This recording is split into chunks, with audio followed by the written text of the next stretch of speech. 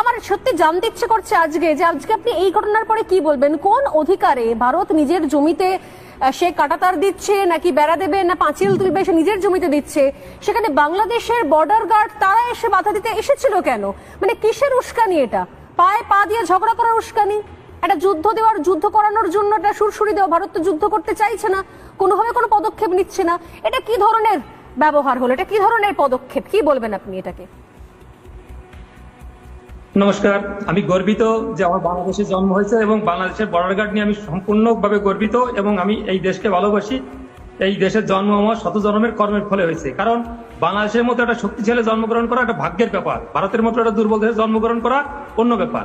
বিমল দা যে বললেন যে আমাদের যে বর্ডার গার্ডে যেটা করছেন, আপনি যেটা বললেন, এখানে সীমান্তে নো ম্যানস ল্যান্ড এবং 0 পয়েন্টের একটা ডিস্টেন্স থাকে, তারপর তার নিজস্ব জমি আছে। সেই নো ম্যানস ল্যান্ডে 0 পয়েন্টে আপনারা বেড়া দিতে পারবেন না। 2 তারিখ যখন বেড়া শুরু করেন তখন আমাদের বর্ডার গার্ডের মানে আপত্তিতে আপনারা যে বেড়া বন্ধ করছেন তখন ছিল 0 পয়েন্টে। আপনারা আজকে বেড়া শুরু করছেন, দীর্ঘতে কাজ চলছে, কিন্তু সেটা 0 পয়েন্ট থেকে আপনাদের সীমানায় করছেন।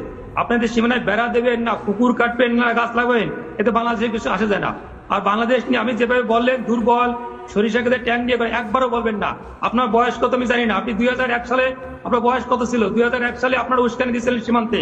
সেখানে পাদুয়ায় 16 থেকে 19 এপ্রিল এই 4 দিন যে গন্ডগোল করছিলেন, সেখানে আপনাদের 18 জন বিএসএফ মারা গেছে, আমাদের মারা গেছিল মাত্র 3 জন।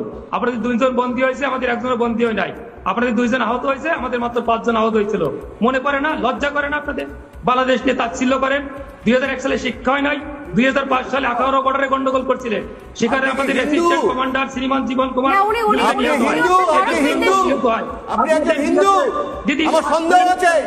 আপনি নাম বাড়িয়ে বসেছেন। বাংলাদেশ নিয়ে কত বড় আমরা কি নাই?